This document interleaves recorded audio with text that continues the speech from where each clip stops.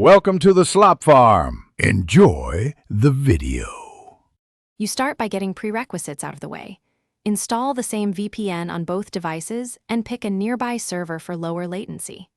Make sure the receiving device supports mirror protocols, AirPlay, Miracast, Chromecast, and enable that mode.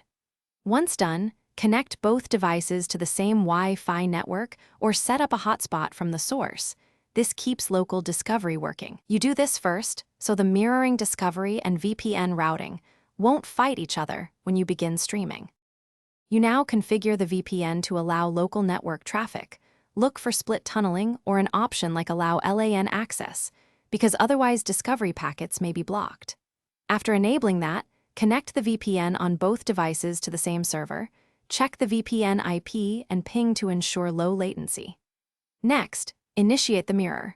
Use the cast or screen mirroring control on your source device and select the target. Because both are on VPN with LAN allowed, the session should negotiate and stream smoothly. You're at the finish line.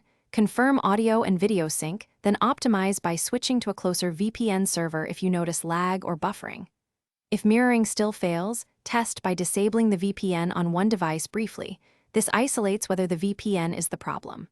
Also check firewall and router settings. Ensure both devices are on the same subnet, for example 192, 168, X, and that multicast is allowed. If needed, restart the apps and reconnect the VPN, because reconnection often clears stale routes. Thanks for watching. Consider subscribing if we helped you today.